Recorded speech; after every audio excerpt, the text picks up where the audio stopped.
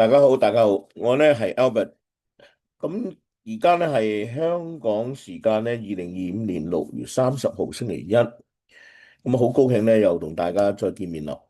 咁我哋呢就製作咗呢個短片呢，就講呢個美股而家嘅情況同埋下半年嘅展望。咁就上一次呢，我哋出邊呢都幾個星期之前啊，6月初，咁當時呢，我哋就話呢。誒。標普同納指咧，估計咧能夠創新高嘅機會高。咁而家最近的確咧係創咗新高啦。咁我哋睇一睇咧，嗱個指數嘅情況啊，我睇到個指數嘅情況。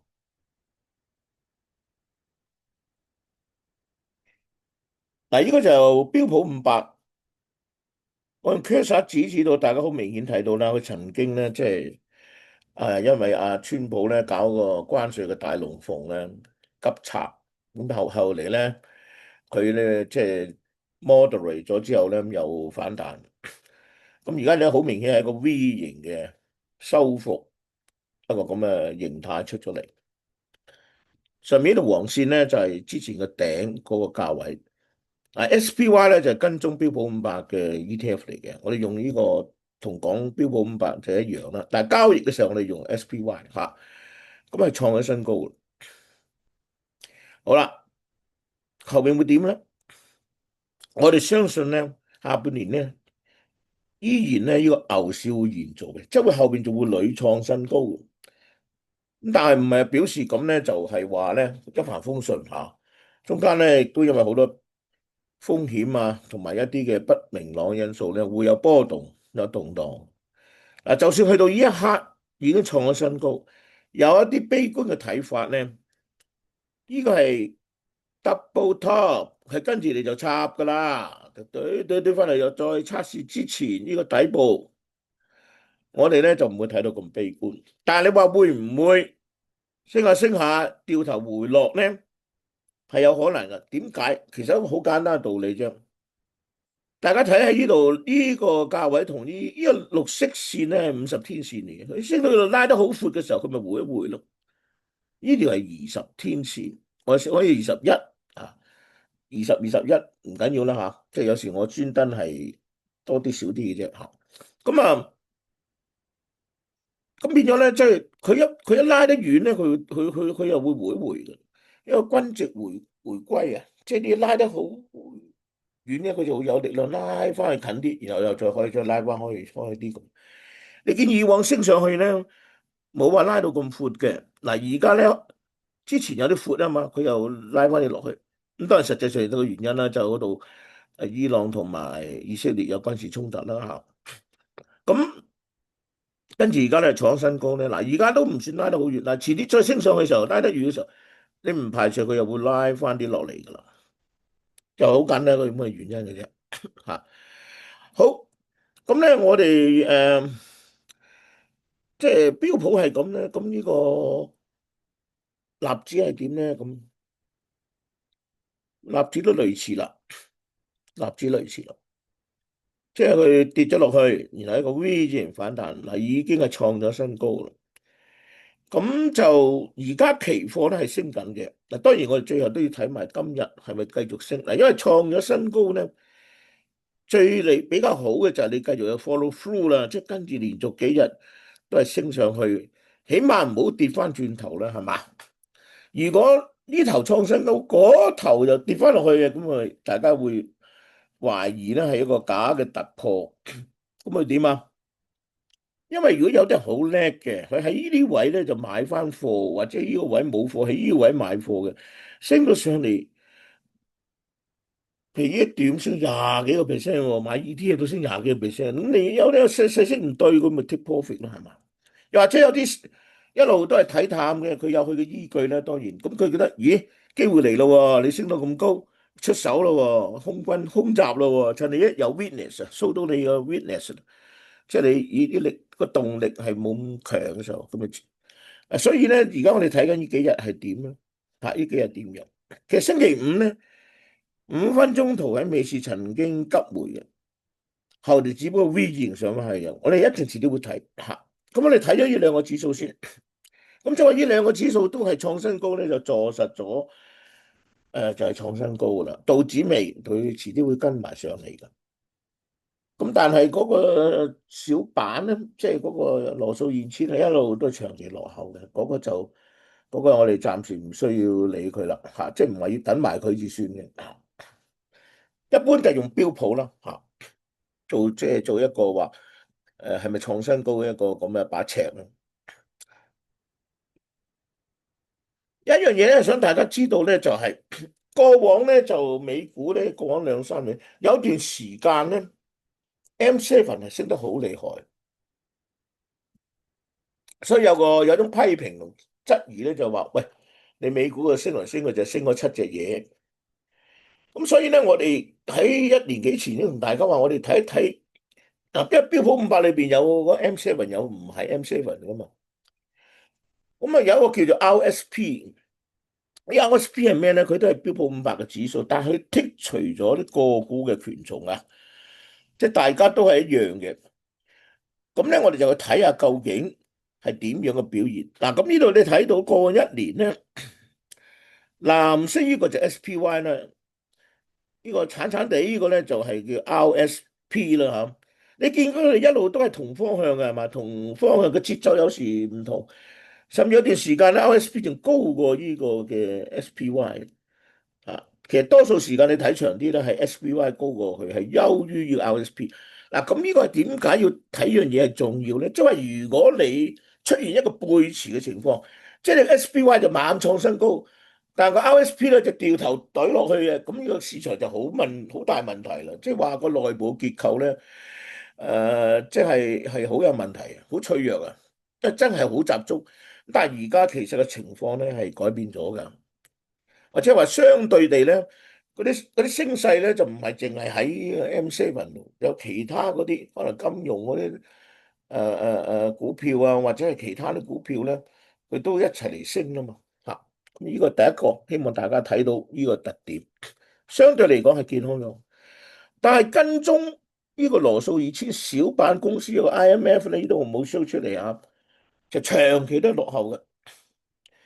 呢個係美股一個結構內部結構嘅脆弱性，因為畢竟大部分嘅公司都係小板噶嘛，尤其9000幾嘅股票，同埋畢竟咧，美國經濟咧有成40%幾咧。個就業啊，係嚟由呢啲中小公司咧去提供噶，咁所以佢哋即係如果係唔係好掂咧，咁個經濟都有問題啊，係咪啊？即係我哋唔可以淨係睇嗰啲好大嘅好有實力嗰啲公司，當然嗰個係必須要知道嘅嚇。買我哋都係買強不買弱嘅，老實講。咁但係我作為分析咧，要睇得全面啲咯，即係你睇到強嗰邊，你都要睇到弱嗰邊。嚇！如果弱嘅越嚟越弱咧，就麻煩噶啦。另外咧，我有問過啲朋友嚇，喂，過一年升咗咁多，係咪科技最勁？其實唔係喎。嗱，標普500咧就有11個板塊咯。其實綠色呢個咧，只要過一年嚇，即係我將比較好表現嗰幾個板塊攞出嚟咧，其實係金融行業個 ETF 咧叫 XLF 咧跑贏晒嘅。升咗28.31，而 QQQ 咧，QQ 就唔係嗰11個板塊裏邊，即係佢係將所有嗰啲大啲嘅啲咁，但係即係我俾大家一個比較啦嚇，佢咧就係升咗14.22，SPY 咧就係13.38，即係 SPY 有各種類別都有噶啦嚇，各種行業都係中型大型嘅啦嚇，而 RSP 頭先講過啦，11.59都好貼啦嚇。而 IWM 咧就差嘅，就7.83，一路都係落後嘅。咁雖然落後啫，但係佢都叫跟上嚟，個方向大家都係向住上啊嘛。記唔記意思啊？即係話你如果個股市咧有一啲係一路向上，咁但係有啲咧就向掉頭跌嘅，咁樣咧太多咁就唔係幾好。但係呢度想話俾大家聽咧，金融板塊咧表現好好嘅，我哋有理由相信咧係會繼續表現唔錯嘅。因為下半年咧，Donald Trump 咧會係密集出台一啲叫做 deregulation 啊，去監管嘅一啲嘅法例法案咧，而比較多咧就係涉及到金融業嘅嚇。咁我哋覺得呢個，如果你話你要揀某一個板塊嘅 ETF 嚟作為一啲今年嘅部署投資，咁可能 XLF 咧都係好。但係再講一次，買嘢唔好喺最高位時就衝入去大手買，耐心等佢回一回你先買，或者係你買都要分幾注買。如果你一定要喺高位買嘅話，好嘛？因為佢上上落落總有啲位係回啲嘅時候，你買咧就即係就算佢再跌咧，你唔會話咁大啊嘛，嗰個幅度嚇。咁我哋再睇落去下，第二樣嘢想同大家講咧，就係其實美國股市升咧，其實環球股市都係升嘅。呢個 VT 咧就係全球股市嘅指數嘅 ETF 嚟嘅。佢裏面係包含咗咩咧？嗱，呢度我專登都截圖嘅時候，佢係有各個領域㗎啦嚇，即係科技、金融啦嚇，即係如果行業嚟講。而地區分佈有美國、日本、英國、中國、加拿大，即係佢有啲係發展國家，有啲係所謂新興市場都有，咁係比較覆蓋得比較闊㗎啦。咁你見到佢咧，都係因為嗰個吹鍋啦，受到衝擊，曾經急跌啦，都20%到啦嚇。咁跟住 V 型彈上嚟啦，但係佢早喺呢個時間係幾時？大概5月下旬，佢已經創新高㗎啦。所以其實升市咧係一個環球現象嚟㗎，各位。即係而家有時啲人成日講咧，即係話點樣要美股啊大冧啊成，其實唔係淨係美股喎，即係除非你覺得全世界都會冧啦嚇。咁而家其實好多股市咧都係升緊嘅喎。咁當然有啲人會有疑惑話，誒有啲經濟又唔係幾好啊，點解會升嗱？我哋另外再講先嚇，點解係另一個問題先？因為簡單講就係股市咧，係反映未來。如果個經濟未來係變得更加好啲，唔係變得更差，公司啲盈利會增長好啲，咁啊就會推動呢個股市上升上去嘅。但係有時唔係淨係咁就會升嘅，有時未來係唔係咁好，所以政府放水，放水水漲就船多，即係等於水流咗個股市啦嚇。水漲咪船多咯，咁咪升咯。即係水有增量嘅水，同埋未來咧係冇咁差，係更加好。嚇，咁有時係就係因為未驚佢未來會差，咁所以要放多啲水，放多啲水都唔升咯。你 get 到嘅意思嘛？嗱，總之咧，全球咧其實呢個嘅誒點講咧，即係話喺今年上半年咧創出新高嘅國家有德國啦、意大利啦。咁其實德國、意大利、歐洲國家嘅經濟係乏善可陳噶嘛，係咪啊？好啦，咁但係點解升咧？聯儲局就減咗3次息啦嚇，而歐央行係連續減咗6次嘅嚇，係咪最近加咗定減咗咧？唔睇，即總之佢連續加咗好多次啦，即增加呢個流動性俾個市場。呢度打漏咗，英倫銀行即係英國央行都減咗4次息。咁而好多新興市場咧，亦都係傾向採取更為寬鬆嘅貨幣政策。我哋國家人民銀行由舊年9月都採取一啲措施，係增加咗個流動性嘅，炒埋埋都有10億㗎，10萬億到啦人民幣。可能將來仲會寬鬆啲。如果美國減息，因為雙方有個息差啊嘛，個息差收佢嘅時候，誒、即係唔好俾佢再擴闊啦嚇。咁即係如果美國真係嚟緊又減息2次，今年年底，咁中國可能都會再釋放多啲流動性。乜水多一定係好嘅，好嘅意思即係話佢會追逐嗰啲資產個價格會向上。當然亦都要話水多得滯咧，有時會變咗咧就購物力下降啦。咁所以咧就講到呢度咧，我就想講咧就係話股市上升今年嚟講咧係一個環球嘅現象嚟㗎。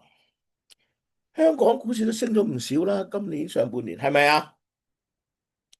而且東邊有升，西邊都有升，就唔係話東升就西降。啊，當然兩邊就降啦，但係東邊有升，西邊都有升。咁從資產分配角度嚟講咧，我哋點解一路即係而家呢個專欄就講美股，就因為好多朋友就本來就係全部就攏晒喺港股，咁我哋話唔好啦。你既然咁，點解唔分散啲下咧？因為前幾年港股真係唔好啊嘛，客觀事實係咁，咪分散一啲去美股咯。咁美股又一路有升勢，咁一調轉啦，美股冇環球股市升得咁好嘅時候，咁你又可以將一啲資產分配咧，買啲環球指數啦。即係譬如話你原本諗住買 SPY 嘅、VOO 嘅呢啲，咁你可以分一部分嚟買一個 剛才講個 VT 咯，佢都係隻 ETF 嚟嘅。佢一都有幾億嘅，頭先度我哋睇翻有幾多億啊？即係佢一日嗰個成交都有三億咁，都 OK 啦嚇，即係呢個流動性嚇都可以接受啦嚇。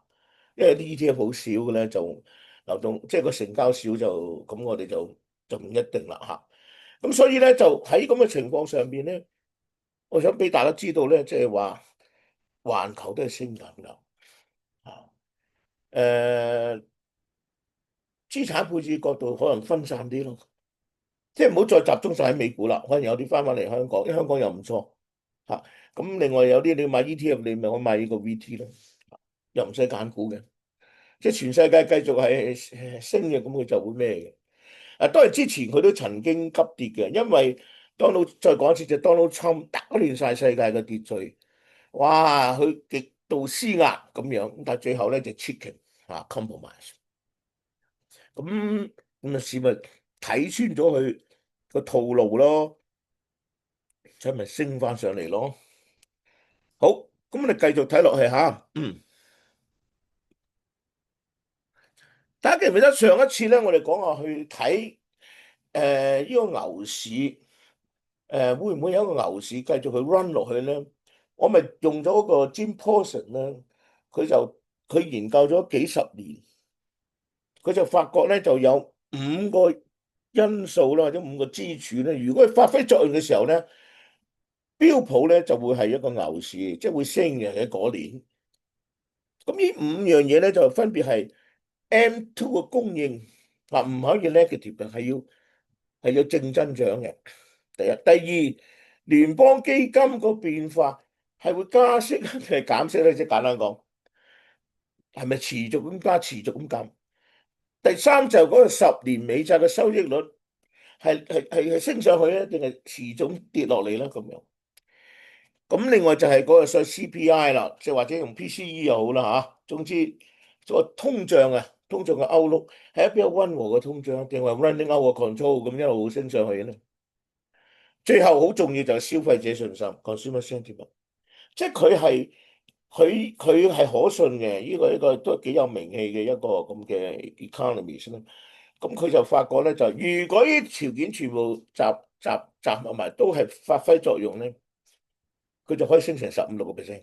但係某一兩行油咧，佢都會升嘅，就升幾多 percent 就好難講啦嚇，就睇下邊一兩行。咁上次我哋係用呢一個咁去睇美股嘅，嗱，咁我哋咧就得出個結論就話美股呢個牛市咧可以一路延續落去，雖然中間曾經經過咁大嘅波動嚇，標普係跌咗差唔多20%嘅，即係後嚟就 V 型彈啦嚇。咁我哋隔咗幾個星期，我哋再睇下呢幾個因素嘅變化點樣，好嘛？第一就係嗰個所謂 money supply，嗱，呢度嘅 money supply 咧就講 M2 啦，M2 就即係銀行嗰啲 cash 啊、checking account 啊、叭叭叭叭呢啲嘢咧，佢個定義嘅，總之係貨幣供應啦嚇，佢要係即係正嘅。咁大家就睇到咧，呢度就揀咗咧呢幾條線你俾佢睇到，由21年到而家，其實基本上都係向上嘅，係嘛？中國啦，呢條線係中國啦，中國一路都放緊水㗎，其實。咁第二個咧就係美國啦，但係美國曾經凹咗啲落去㗎，加息嘛，凹咗啲落去，又上翻上嚟啦。咁咧就呢個係歐歐共同體曾經跌落去，又升翻上嚟，有啲因為佢受嗰個通脹影響，佢個加息啊，嗰個加息減息啊考慮。嗱，最近你見歐央行因為一路連續好多次減息啦，個供應係拉翻上去噶嘛。嗱，後邊 Japan 啊，唔使逐個逐個講啦。總言之，而家個環球嘅 money supply 咧係正嘅。嗱，再睇多一幅圖，誒、呢個比較形象化啦，就睇到即係話曾經美國嗰個 M2 嘅供應咧，即係佢係曾經係負嘅。咁呢段時間咧個股市個表現都係唔好嘅，唔係，所以2022年我哋咪有一個跌市咯。嗱，2025年咧嗰個 M2 供應最新個同期 E to E 係4.5，咁即係保持到升，即係保持到喺呢個位啦，嚇升上去呢個位啦。咁而環球嗰個嚟講咧係4.74，仲高啲添。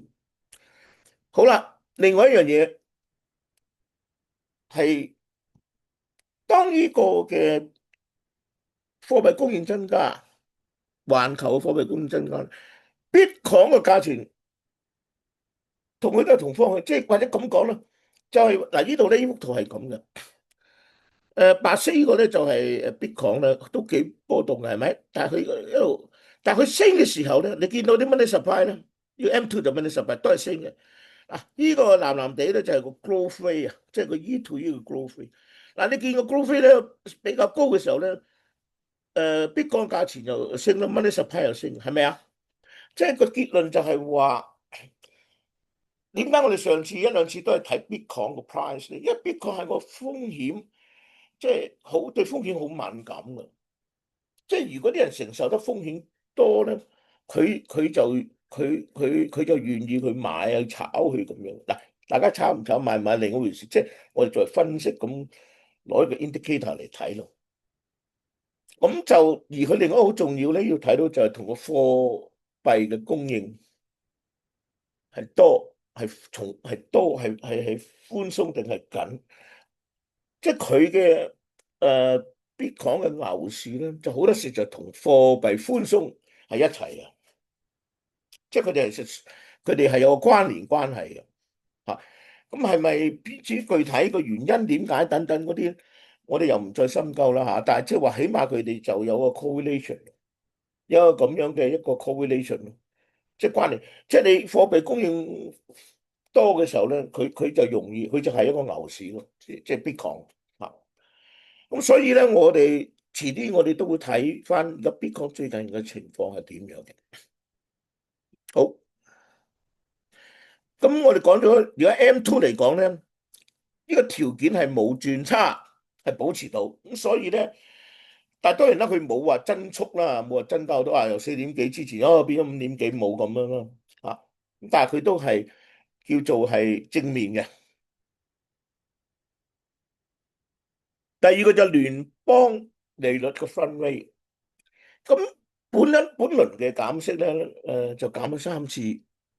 而家咧 future 俾我哋睇到咧，就係下半年都係會減2次，每次0.25，分別喺9月同12月。即係你呢度你會睇到嘅。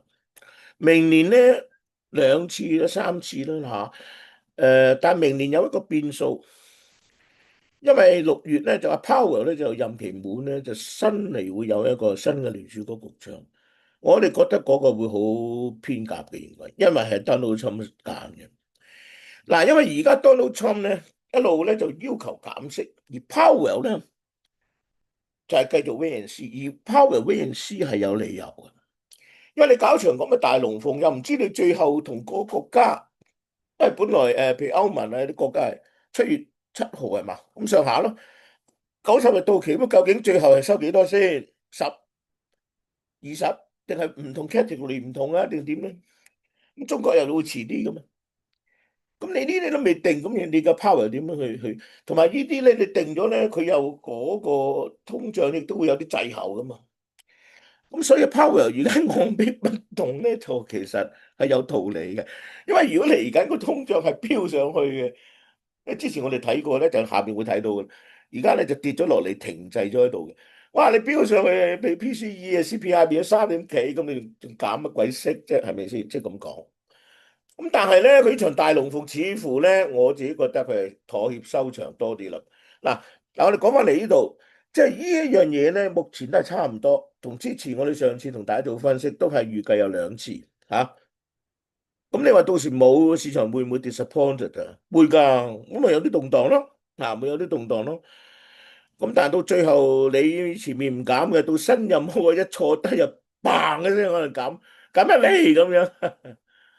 我哋誇張點講啫，即係話最後，因為佢唔係做足咁多年啊嘛，即係我意思係明年佢就走噶啦嘛，走嘅時候新嗰個就咩噶啦嘛，同埋新嗰個佢未做之前，如果係大家覺得係熱血人選，佢出嚟講嘢就會影響咗個市場嘅預期噶啦嘛，即係最後有個人咧墊底嘅，你前面減得少嘅，我後邊減多啲嘅咁樣係嘛？咁呢個就係聯邦嗰個變化啦。好啦，咁當然有啲朋友就講話，唉呢個都好難噶啦。到最後咧，即係呢個即係都係通脹向上啊。咁當然有好多理由嘅，唔係淨係吹鍋嘅嚇。咁但係過往咧，我 check 翻咧，咁多次減息周期，好少淨係減3次就結束嘅，真係好少嘅。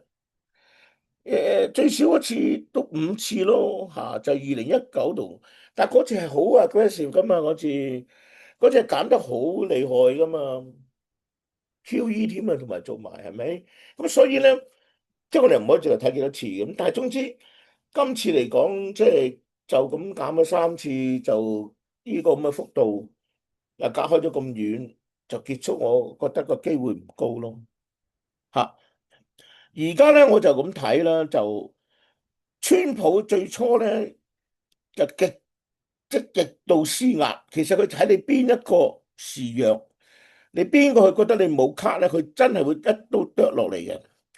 咁但係而家最關鍵就係中國冇跪低啊嘛，呢個歐盟都冇示弱啊嘛，而且兩邊都有卡啊嘛，即係牌喺手度可以反制啊嘛。咁你傾下唔掂嘅，咁你宣佈你單方面宣佈嘅，你係咪咁被對中國就收50啊咁樣？反台啦係嘛？即係我諗唔會咯。我諗最後咧，可能就大家先都徵收10%啦。咁其他有啲 category 再傾啦，或者定點啦咁樣。總言之都係會話咧係 compromise，而 compromise 咧永遠都係雙方嘅咁但係主要係美國嗰邊 compromise。咁你 compromise 咪好咯？咁你嗰啲關稅唔係咁高，咁啊對嗰個通脹嘅影響就唔會咁大咯，係咪啊？如果你唔係咩都加得咁犀利，啲衣食住行咁都加價嘅咁樣，因為關稅呢樣嘢就係咁嘅，視乎產品有啲就係由個出口商承擔一部分，有啲就係入口商承擔一部分，有啲咧就轉嫁咗俾個消費者嘅。唔同產品、唔同牌子或者係唔同啦嚇，咁就變咗咧。你如果加得厲害，真係好多可能係轉嫁咗去個 retail 咁啊，零售端，咁你美國個通脹就會真係幾麻煩嘅咁樣嚇。咁但係佢係咪可以真係咁樣，即係話隻手遮天咁樣，最後就單方面咁樣咧？我覺得未必咯。而家睇到佢咧叫 Taco 啊嘛，我哋叫 Taco。開頭佢係會嚇你極度施壓，事實上佢唔係淨係嚇嘅。如果你係個對手弱，佢係會斬落嚟嘅。但係你嘅問題有啲對手唔係弱啊嘛，係嘛？中國唔會係弱啦，歐盟都係有佢自己嗰個即係條件去反制噶嘛。好。咁另外頭先講過啦，就係嗰個聯儲嗰個主席咧，應該會好夾噶啦。而家個熱選，而家有幾個人選嘅，我哋就唔詳細去傾。其中一個就係現任嘅財長，而事實上之前係傳過幾次咧，都係個財長咧，即係調和咗之後咧，所以變咗嗰個貿易戰就降溫咗嘅嚇。咁佢應該會唔會係一個走極端嘅人？咁就即係我意思，佢唔會同特朗普對着幹啦，係。咁咧，如果佢係做主席嘅話咧，就應該都幾夾噶啦。同埋咧，嗰啲債務嘅問題咧，確實係大噶嘛。而家36萬億，但係大家又唔好俾個債務嚇到咩話，而家佔 GDP 百幾喎。大英帝國以前都係250%啊，好似陳教授講過係嘛？陳志武教授講，日本都200幾個%，咁又日本都冇未有爆過啊。新加坡都好似150係幾多嘅？其實中國都好高㗎喎，中國中央政府就唔係咁高啦。如果你計中央政府或者加埋地方政府，咁好多國企咧，好多國企係借好多錢，其實係國家嘅信用。嗰啲可能都200幾個%，咁中國有冇爆到啊？未有啊，所以咧就又唔，但係你話唔係呢個問題咩？唔係，點解咧？你咁大個分位又咁鬼高，你俾利息俾成萬億，咁你梗係問題啦。而你嗰個利息就佔你個 GDP 嘅比例越嚟越高，係問題嚟嘅。但係意思佢唔係即時就會話爆，因為後邊我哋睇到嗰個 U curve 就知㗎啦。6月份嘅時候，曾經有30年期嘅國債拍賣，唔知200億唔幾多啦嚇，我唔下唔記得。嗰條 U curve 都冇拉上去啊，都仲喺翻嗰個 range 咯。即係話睇唔到即時嘅危險。咁但係即係係要處理嘅，我同意呢個問題係要處理嘅。咁但係佢唔係即時就話即係爆晒咁樣，又唔係咁樣嗱。咁而家咧就講得難聽啲，咁啊最後咪就再做 QE 咯。得唔得？點解唔得？日本以前都咁做 QE 嘅啦，佢日本同歐洲做到負利率添啊！即係美國佬都冇誇張到負啊，係咪？即係曾經最低都冇負啦，總之就下。好，我哋再睇落去。咁呢個10年國債收益率嗱，呢個係個10年國債嘅收益率嚟嘅，呢個係30年嘅。嗱，兩個咧升咗上去咧，就喺個區間度係咪上落咁？最近個10年國債收益率咧係落翻啲落嚟嘅喎，係去翻呢個區間嘅中軸喎。咁但係30年國債嘅收益率就唔係咁明顯啦，都係偏上端。嗱，但係兩個都冇嗱，呢個係由2003年到而家噶啦，都唔係好短時間，即係冇衝上去啊！因為如果你個債務危機嘅話咧，或者個需求真係跌得好緊要，呢啲長債個需求係疲弱咗嘅，啊冇人買嘅，咁你又要加息咁先去買嘅，咁你咪衝上去咯，係嘛？自然就衝上去噶啦，冇衝破啊，從最近落翻啲添，10年債息仲落多啲。嗱，如果你睇個短期債息落得仲多，短期債息本來係依個 range 噶嘛。呢個係即係相對啦，即係2年嗰啲啊，收益率咧，你見佢喺呢個區間嘅下端，而家最近得翻啲落嚟，接近個下端嘅。所以將來咧，可能嗱，如果減息咧，就減個短期嘅利率，咁但係個長期利率可能都冇落得咁快，所以嗰個 U curve 咧，可能係比較陡峭嘅。嗱，陡峭 U curve 咩意思咧？之後我哋再揾時間，但我想話俾大家聽。呢個10年債息同埋長期嘅收益率嘅變化唔係差咗，講完，但係而家唔係好啊，總之就喺嗰個區間度，咁你咪 observe 住佢咯。啊，遲啲佢又飆上去，咁我哋要好警惕㗎啊，因為咁即係意味。冇人買啦，冇人買，咁冇人買你咪要貴啲咯，俾高啲利息，咁咪大劑啦，咁你個融資成本咪好貴咯。哇，你美國佬自己都要俾1萬息，咁遲啲再貴啲，你咪即係，但係又咁講啦，到最後出 QE 咪你唔買嘛，聯儲局買嚇，咁你頂得幾耐啊？唔知，頂住先就得㗎啦，呢個世界嘅嘢係咪啊？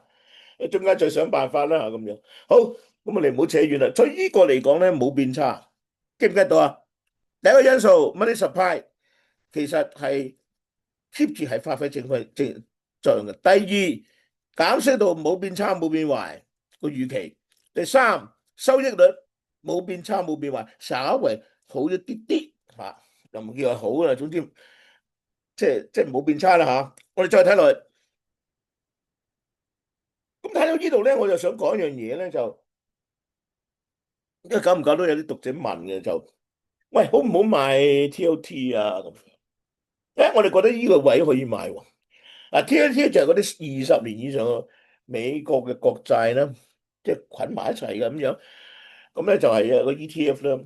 咁呢 ETF 咧個流動性都幾好嘅，你見佢成交幾廿億嘅一日嚇，60幾億咁，好大成交，流通性好好。咁而佢咧，你記得之前咧係百幾蚊嗰啲跌落嚟啊，幾年前好恐怖，因為熊市嚟㗎，你大家知個債券市場係熊市啊，個價格都跌落嚟。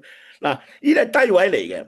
我呢幅圖咧，因為冇話再拉去前啲，以前仲有啲位都低到呢啲咁樣，但係咧佢曾經跌咗落呢啲低位咧就反彈啦，諗住減息啊嘛，點解後嚟好似又遲啲先喎，wait and see咁樣彈啦。前嗰排咧跌貴咗，嗱喺呢啲位我哋驚啊，我哋驚佢跌穿腿落去，啊拉翻上去。咁而家最近跌穿都驚佢又拉翻上去，咁即係而家咧。總之依個位咧，82蚊啊，83呢個位咧，你再睇翻闊啲，即係我唔想轉屏幕啦，即係話你自己睇啦，就係一個幾 strong 嘅支持嚟嘅。咁喺呢個位嚟講咧，佢而家嗰個息率有4.34啊嘛，咁佢好似係每個月派息㗎，你見到下邊個個月派㗎。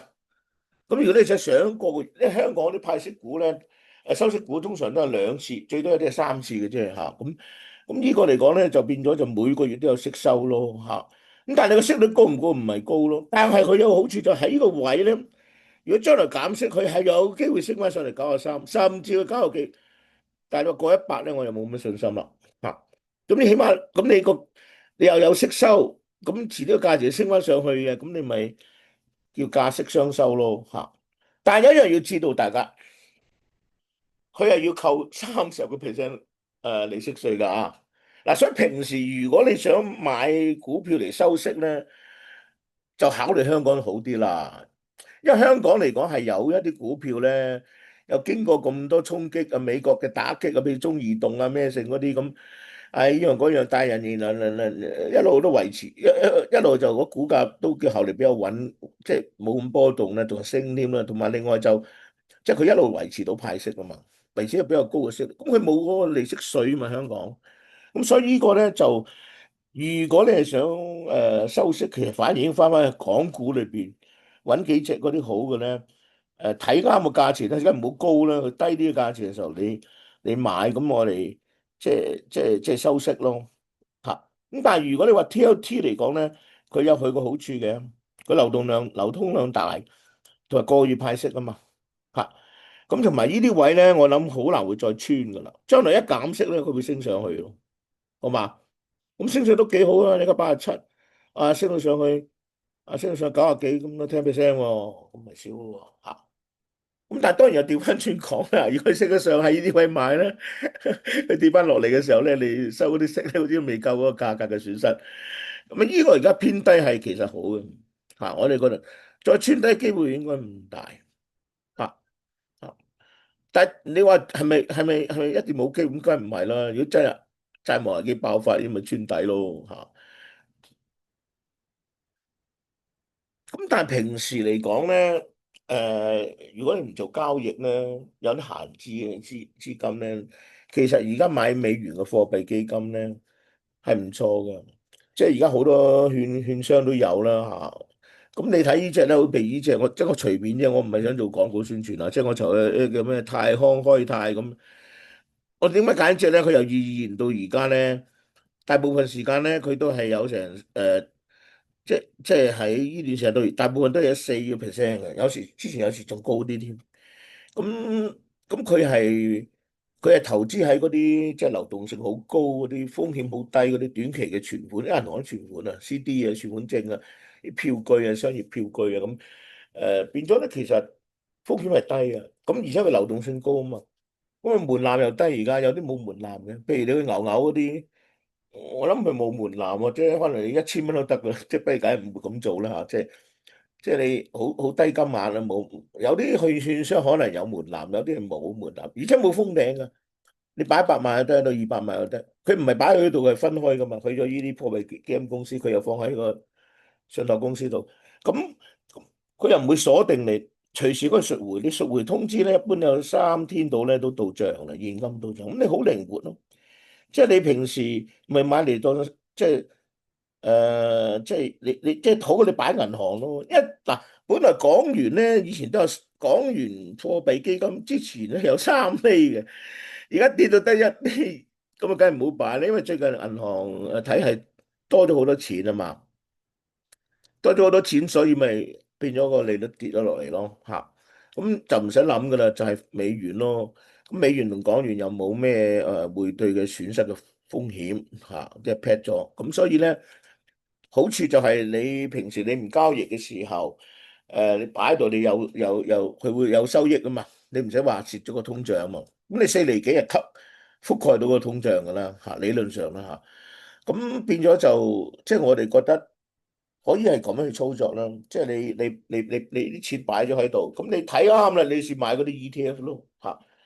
咁買 ETF 嚟講，點解我哋一路講 ETF 咧？就係因為 ETF 始終你買一紮股票，就唔係買單個股票。單個股票你唔識揀股咧，咁有時一跌起上嚟咧，你又唔識止損咧就。但係 ETF 嚟講咧，就佢分散咗啊嘛，係一個 sector 或者好似 SPY 咁，佢係幾百隻股票咁嚟講咧就冇咁波動咯嚇，同埋亦都唔需要你去揀股咯嚇。好，咁我哋再睇落去，咁就講翻第四樣就係個通脹嘅變化啦。嗱，咁啊通脹嘅變化咧，呢個就係 CPI，呢個就係 PCE，已經係最新嘅數據。你見到咧最新嗰度升咗少少，但係少少唔影響嘅。嗱，佢之前成個趨勢係向下噶嘛。跟住嚟呢度咧就有啲即係平咗啦，我哋叫停滯咗咯。咁所以而家如果冇明顯嘅反彈咧，暫時冇咯。你話遲啲過一個月、下個月會唔會彈翻上去啊？去翻3啊咁樣啊？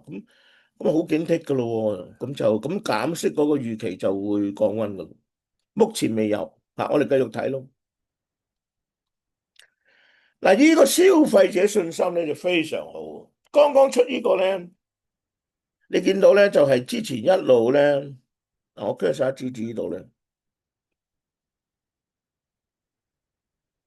我 cursor 指住呢度咧，佢一路跌噶嘛，喺今年年初一路跌噶嘛，都跌得幾急嘅其實。但係最近一棍升翻上去，即係嗰個消費者信心係改善，因為大家睇到 Donald Trump tackle 啊嘛，呢個世界唔係真係佢指揮噶嘛，係咪啊？咁變咗，咁啲嘢咪唔嗰個大龍鳳咧，最後就係會 combo 埋收場咯，即係我講吹鍋度。咁變咗咧就嗰個信心嗱，我哋睇多下次再睇埋咧。如果都係保持翻喺呢個高位，或者再升高啲咧，咁就應該就見咗底噶啦。即係之前呢啲係底嚟噶啦，即係之前啊，缺晒資料，呢啲係底嚟噶啦。等於2023年之前呢啲係底嚟嘅。咁後面升上去咧，嗰個股市咧就個 bull run 就繼續噶啦，get 到意思嘛？但係你又唔係，跌鬼咗穿底咁呢個 blue run 就會有好大壓力咯，未必行得到咯嚇。咁呢個係好明顯改善咗。好，繼續。咁另外咧，我就話除咗呢五個支柱咧，就每一次嘅牛市都有啲自己特別嘅因素。呢一次嘅牛市嘅因素係咩啊？就係對 AI 嗰種追求啊嘛，個基建嘅投資啊，同埋對於嗰啲應用嗰個追求。咁而家咧好多嘢都俾我哋睇到咧，我哋曾經係擔心啊，會唔會即係個熱潮啊過咗啦咩成？No no no no。M7咧可以咁講，唔好因為川普呢個貿易戰咧停止或者放緩對 AI 嘅基建同埋應用嘅投資，因為佢哋都係擔心就係佢哋唔會投資咧，將來係會失去咗個競爭力。蘋果股價係差嘅，就係因為蘋果喺 AI 嗰個嘅投資同埋個成績，好似係比較落後，即係攞唔到啲咩俾人睇到啊，所以佢個股價落後，呢個係一個原因嚟嘅。除咗話佢有啲增長放緩啦嚇，即係譬如喺中國嘅市場俾人蠶食啦咁等等，喺 AI 呢度好似佢落後咗，大家有冇留意啊？所以如果你 M7 壓個股嚟講，唔好壓落去蘋果，唔好見佢落後，遲啲一定升得翻上去。唔一定，因為佢對 AI 個投資佢係落後，我哋覺得，或者佢取得嘅成績係落後。好啦，咁其他我哋邊度睇到咧？譬如你最近呢個沙地阿拉伯啦，又話要喺美國投資200億，啲 data center 啦咁呢啲Google 咧咁又話會喺兩邊都投資啦，咁樣 Amazon 最近又喺印尼啦，又話要投資幾多幾多咧，未來15年50億啦，咁即係冇停過根本都。好啦，我哋睇睇我哋 AI 嘅應用，我哋就改呢個例子用 ChatGPT。ChatGPT 而家平台每日萬、十萬、百萬、千萬、億萬，有1億幾人用。萬、十萬、百千萬，一下呢啲表達有時唔好介意啊。億幾人用，佢而家嗰個嘅誒呢個係應該係 weekly 嘅每週活躍用戶咧8億啦。點解我話8億？因為你諗下之前呢個係5月份都係4億啫嘛，就幾個月增加到8億啦。我今日都同朋友傾，喂，即係點樣用好個 ChatGPT 咧咁樣？因為你知 ChatGPT 而家香港仲係唔可以直接咩嘅，你係要轉個彎啦，成個，唉，就好鬼麻鬼煩，真係。Anyway，即係你識用，用得好同你唔用真係爭好遠，即係個 productivity 上，即係你個人個生產效率係爭好鬼遠。咁我有用其他幾種嘅，咁但係我都係想用翻好呢個 ChatGPT，但係咧就又要 VPN 又要有錄。嗱，我唔好想寫完。總言之，而家係好多人用啊，唔係用唔用嘅問題，係好多人用，係將會越嚟越多人用。咁當然有啲唔一定用 ChatGPT 嘅，你中國呢個嘅Barbara 又有啦咁又係 open source 咗啦。咁DeepSeek 有好多人用啦，又 open source 咗，大家都攞咗個落嚟自己喺download 咗落嚟，你自己公司呢個行業啲數據導入去自己一路標一啲嘢咁樣。總言之咧，即係呢度就話俾大家聽咧，其實呢個熱潮咧未倒退，同埋呢個使用係越嚟越廣泛，越嚟越多人用。咁呢個就講嗰啲 visitor 咧係 ChatGPT 係嚟自全球嘅喎，佢唔係淨係美國嘅喎，即係又有巴西，又有印度，乜鬼都有嘅。好啦，個 revenue 咧就都係有一個明顯嘅改善啦之前係1000萬，而家叫做11，即係有100億美元，咁呢個都係一個進展嚟嘅。嗱，總言之咧，我係 believe in 呢個即係人工智能嘅。當然唔係啲人想象到咁快有嗰啲叫咩 AGI 嗰啲叫咩 artificial general intelligence，即係佢做到好似人咁，你人想做好多啲 intellectual 嘅嘢，佢都做到咁樣。我又唔覺得可能咁快，但係點都好啦。總之個趨勢嚟㗎啦，加埋嗰啲人形機械人啊，加埋呢啲即係 AI 呢啲 robotics 成呢啲嘢咧，將來個世界變得好厲害啊！所以變咗而佢又一路帶嚟呢啲投資嘅機會咯咁所以呢個我覺得係進步緊，即係變好緊啊，唔係轉差。咁你話將來會唔會個 bubble 會爆？咁唔出奇嘅，因為 bubble，但係而家我覺得喺中間嘅可能，即係個意思嘛，即係話佢中間都會有啲上落啦，即係每一個 bubble 裏面都會有上有落，但佢仲係個大嘅 bubble 嘅前端或者中前端，我覺得好多嘢仲未嚟。你啱啱嗰啲咩 robot test 至落地啫嘛，Tesla 係咪啊？嗰啲自動駕駛、智能駕駛啊，好多嘢好多嘢，而家好多人都未用噶。但係遲啲慢慢就會分到嘅，你嘅社會或者啲學生啊、老師啊、啲同事啊、打工啲識用同唔識用，用得好同用得唔好就兩批人嘅。咁到時會倒逼翻另外啲人，你冇興趣都要去學，都要用㗎啦所以咧，我覺得呢個就係positive 啊。好，咁呢度咪講到咁多因素咯好，咁跟住我哋講翻一啲即係最近發生好多事啦呢個6月呢幾個星期，中東戰爭啦。呢個中東戰爭咧，就呢個以色列同即係佢攻擊嘅伊朗，咁伊朗又還擊啦，咁嗰啲導彈射嚟射去，咁就最後咧美國就參戰，咁參戰咧就出動呢轟炸機咧，就轟炸咗呢個伊朗幾個主要嘅嗰啲核設施嘅所在地，咁亦都完咗㗎啦，mission committed。咁跟住咧就兩伊咧係目前停火嘅。咁究竟個中東戰爭將來會唔會有咩咧？咁我哋將來再講啦。但係呢一次嚟講咧，佢對個市場嘅影響好有限。點解咁講咧？美股咧就曾經喺佢戰爭即係升級呢啲咁嘅影響之下咧，曾經係回過一下，但係都唔係回得好少。跟住而家已經創新高。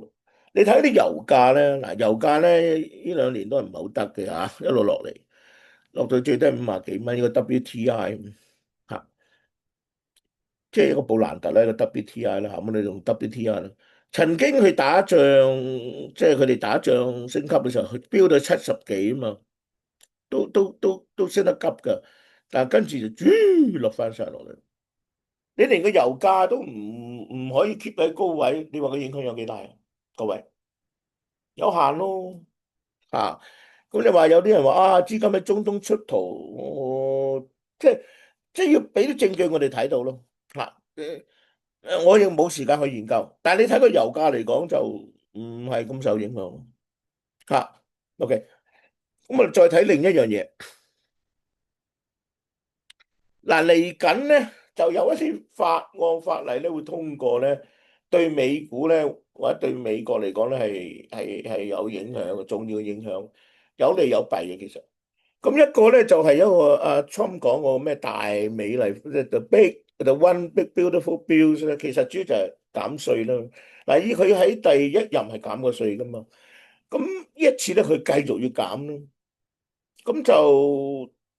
最後即係估計都會通過嘅咁樣嚇，但係好難講，中間都會有好多嘅，有啲又反對一部分內容，有啲又可能要唔要又奔到一啲其他嘢入去，但係總之最後通過嘅話咧，按照分析師講咧，可能會推動到個 GDP 增長1%，咁呢個係好事啦。因為最近大家知道最近嗰季嘅 GDP 咧係去到好低啦嘛，係咪負啊定咩？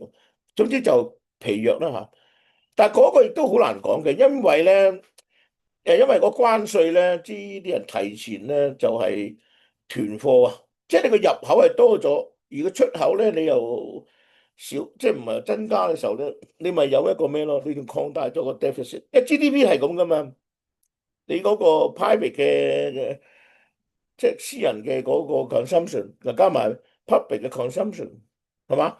然後今日就係你個進出口個叻咯，咁你個進出口叻係負咗啊嘛，因為你搏命入口啊嘛，囤貨啊嘛，咁啊最後咪會令到個 GDP 會差咗咯。嗱，但係我哋要繼續睇啦，係弱咗嘅，但係弱係好事嚟㗎，即係唔好太差，弱地咁你咪啊power 咪多個理由可以減息啦嚇。咁但係講翻轉頭嚟呢度咧，就係佢如果咁樣減咧，個好處就係所有企業立竿見影嘅，係咪啊？一減嗰啲係利潤嚟噶啦嘛，個盈利會增長噶嘛。但係唔好處咧就係咪錢從何來咧？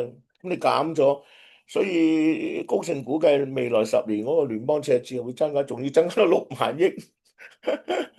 所以咧，即係點講咧？即係先甜後苦啊，先甜後苦。咁但係對個股市嚟講，有時就啲人唔係睇咁遠嘅。佢又覺得下半年有幫忙咧，有利大於弊咧，咁個股市又會升噶啦。大家即管睇下到時係咪咁啦嚇。OK，因為長遠嘅嘢佢再有時間可以用其他方法睇下點樣去做啊嘛。但係短期佢個利好就會展現咗出嚟咧，即刻出嚟嗰啲盈利就係改善噶啦嘛，係咪啊？好，另外咧就去監管啦。去監管呢度咧就係、特別會係喺銀行，譬如佢哋將嗰啲即係俾佢有更大權力去運用嗰啲過剩嘅資本啦，咁銀行咪多啲錢借貸出去，咁啊幫個經濟發展，間接就會幫到個股市啦。咁另外有啲反壟斷嗰啲審判咧，審批就會快啲啦，唔好搞咁耐，咁啊變咗有啲收購合併咧就容易，但係得唔得，即係咩快啲手搞掂佢咪多啲可能收購合併咯，咁嗰啲都會刺激啲股價嘅。如果收購合併係增長型嗰種，如果大家係抱團取暖，即係大家就嚟死嘅，咁又互相貨幣 rival 嗰種收購合併就唔一定刺激個股價，但係如果係擴張嗰啲，通常都會刺激個股價，即係人哋收我咗好啲價錢，咁嗰個被收購嗰個公司又升咯嚇。嗱，咁你睇咧呢個咧就 J.P. Morgan 嗰個嘅股價度，佢都創咗新高啦。即係我隨便舉一個例子咯。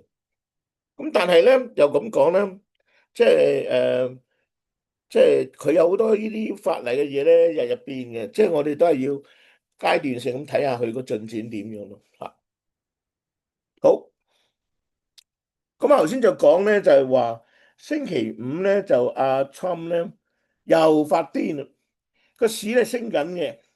咁但係又點咧？嘿，我唔同美加拿大傾啦，咁樣 stop 咗佢咁樣。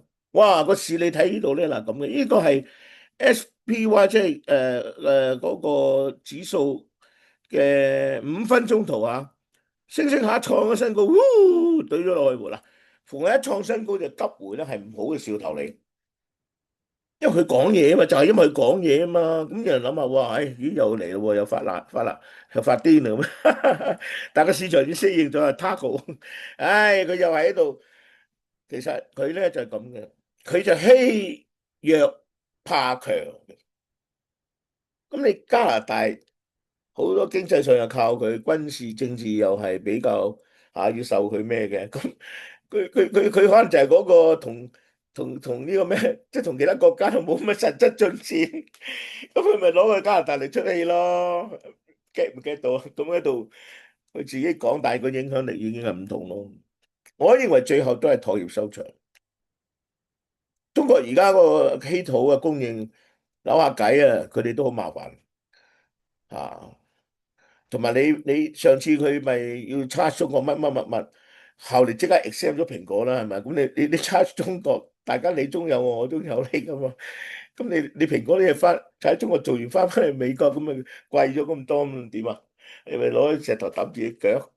所以咧，我哋唔係話好擔心呢樣嘢，但係當然講咁講啦，因為同歐盟就好似7月7號到期啊嘛，即係嗰90日，有好多國家都係咯。咁同中國好似再後啲要8月嘅，我認為呢兩個國家都唔會唔會捨佢，所以最後咧雖然係咁講咧，但係中間都會有啲動盪，但係唔會話跌十幾個 percent 嗰種，唔會出現到回落。嗱，你會唔會影響佢跌幾個 percent 落去？如果係咁嘅時候，可能係咁擺喺度貼嘅機會添喎，即係等於嗰晚啫嘛。佢你如果高追咁，你就瀨嘢啦。咁但係佢跌落嚟，咪喺個位買，咁你都賺咗咯，即刻。係嘛？雖然少少，個股唔止㗎，我哋有做，我哋有睇住個市值，個股有啲無端端跌2%、3% 落嚟㗎，即係就係嗰下，即係佢咁樣出嚟發癲嘅時候咁我哋慣咗佢㗎啦，佢繼續要做落去，係嘛？做到任期滿啦，當佢係啦嚇，咁你適應佢嘅，咁而家大家都睇到佢個底咯。總之佢對個對手咧就極度施壓，然後咧就攞最大嘅利益。但係如果知道個對手係好硬嘅，或者有啲 cuts 嘅，佢都會轉彎嘅嚇，佢係會轉彎，佢唔會話即係冚埋佢咁樣嘅嚇咁樣。但係如果你對手係弱咧，咁好難講咯，大石砸死蟹嚇。咁你全世界佢一個點砸得晒全世界咧嚇？好，咁我哋再聽落去睇落去。嗱，比特幣點解你一路睇比特幣咧？話先解釋咗噶啦，即係佢其實係一個風向個風險胃納嘅 indicator 嚟嘅。即係如果個市場係冇多啲風險咧，佢就升嘅。同埋如果佢反映緊一個牛市咧，佢就係一個 bull run 嚟嘅嚇。即係佢好似話即係個股市就係熊市，但係咧比特幣就咦係咁升嗱。但係最近咧就咁嘅。呢幅圖咧咪有兩個圓圈嘅。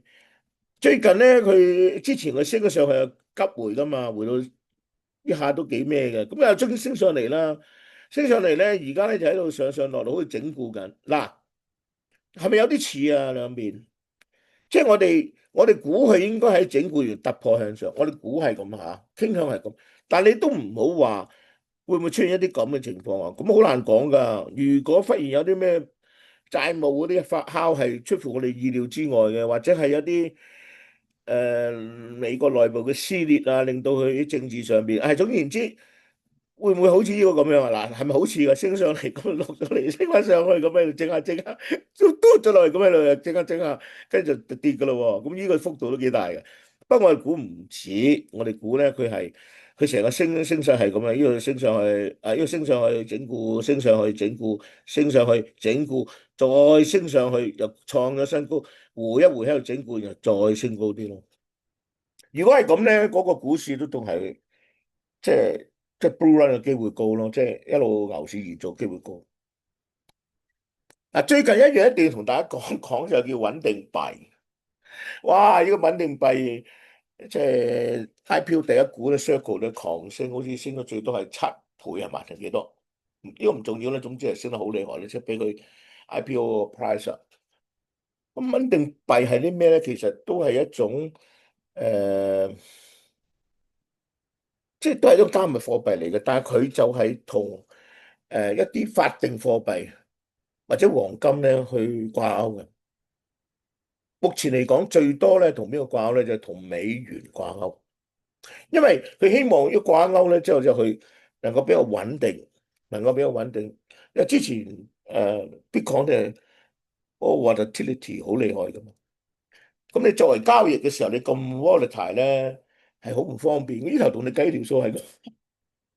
可能聽日起身嘅時候已經話會爭咁遠咁，咁咧就需要有隻穩定幣，咁佢咧就係、變咗咧，佢作為呢個加密貨幣市場嗰個價值儲存同埋交易嘅媒介，就主要用喺一啲跨境嘅支付啊，或者作為從傳統金融同加密貨幣之間嘅橋梁啊。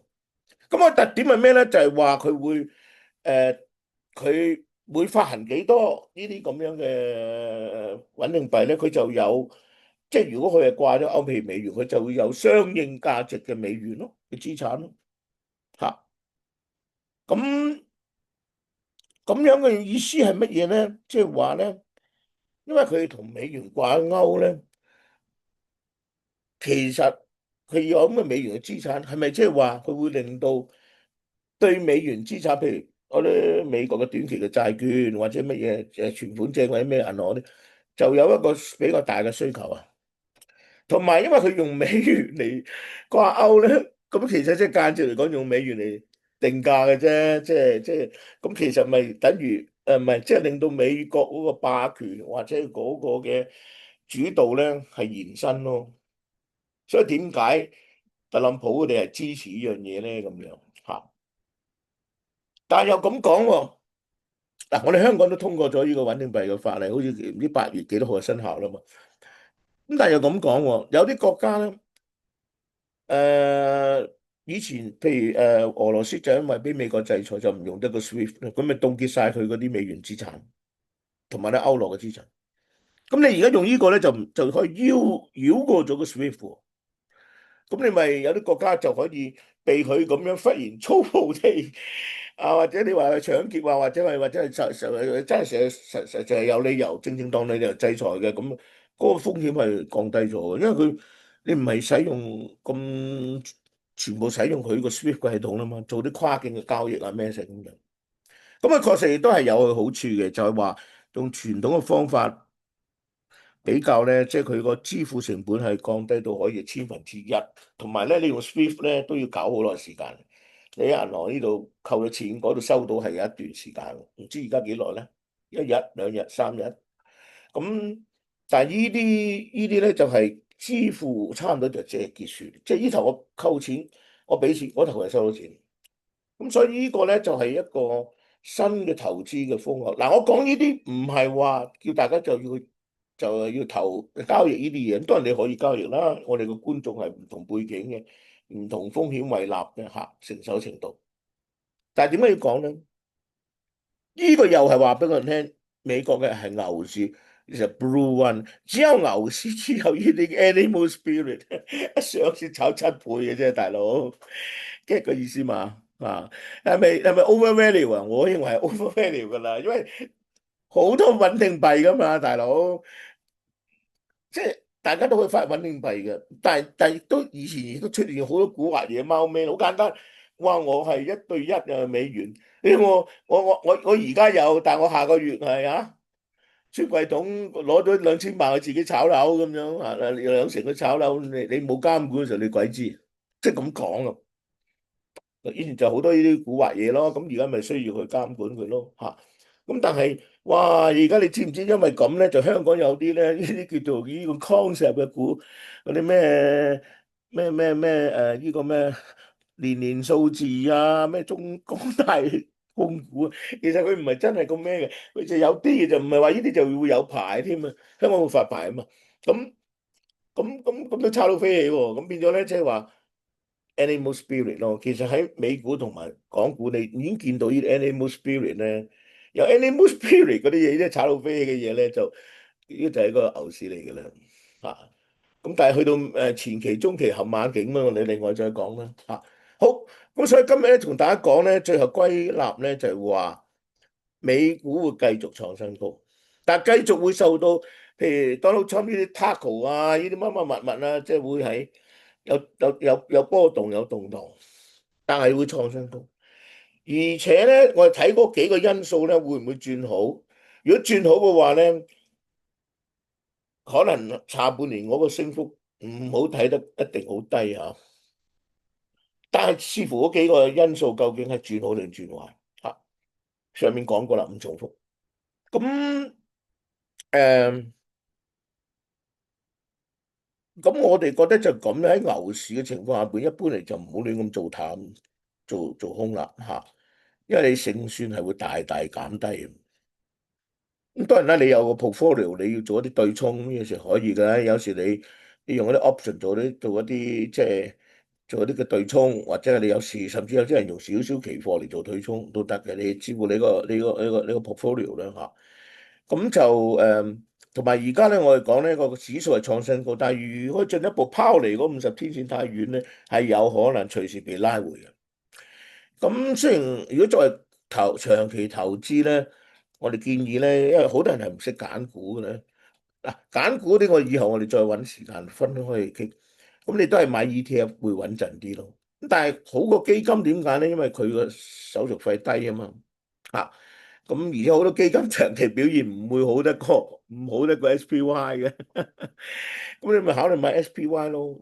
咁或者你話唔係我買 VOO，即係嗰啲即係市值大啲嗰啲，或者我特別我已經有好多收息股啦，譬如香港咁樣係啲，但我就欠缺啲成長性高嘅，咁你買 QQQ 咯，QQ 就有啲成長性高啊嘛，佢係冇乜息嘅嚇。咁但係點都好啦，就算 even 用呢啲 ETF 咧，都係唔好喺創新高時候高追，唔好喺我嗰時候大手落注。一來分注咧，或者你班咗啲，總有回嘅。有時好難講，有時回2%、1%，有時會回去10天線或者20天線，咁咪買咯嚇。咁另外咧就係 VT 係可以考慮喎，因為而家環球表現咧係好過美股啊嘛。咁你咪買啲喺 VT 度咯嚇。咁始終香港人好多比較熟悉港股啦，咁你咪有啲港股，有啲美股，即係你港股可以係一啲即係收息嘅咯，裏邊係有啲好穩健嘅，一年冇甩個底嘅，有啲係一路年年都派到息，係大致上咁嘅金額，或者有啲增加咁樣嘅。咁就但係當然而家港股啦嚇，嗰啲今年上半年都有好多啲板塊都炒到好厲害啊，嗰啲新消費啊，有咩 IP 潮流啊，咩嗰啲即係潮玩客嗰啲，即係又有嗰啲咁嘅創新藥好多。但係呢個因為我哋重點係講美股嗰度，我哋就唔多講啦。即係港股而家你覺得佢嗰個即係活咗好多喎，嗰個氣氛啊，樣樣都好咗嚇。咁可能同錢流入去有關啦，同埋同好多增加咗好多品種嘛。因為國家個經濟發展同埋技術創新係即係多咗好多呢啲啦。遲啲有啲18C 嗰啲有陸續上，咁就即係多咗好多題材咯嚇，多咗好多成長性嘅公司咯嚇。好，咁我哋講翻轉頭咧，就話即係 TOT 可以呢個價錢可以買啊，就唔好話升咗上去100蚊嗰時走去買啊，大佬。咁咧就，但係你注意係有利息稅。嚇，咁就平時咪放喺啲貨幣基金咯嚇。咁如果個別嘅板塊咧，我哋都仲係睇好金融板塊，即係嗰個 XLF 嘅嚇。好，咁我哋今一次咧呢個嘅美股展望就講到呢度，咁就希望可以幫到大家啦。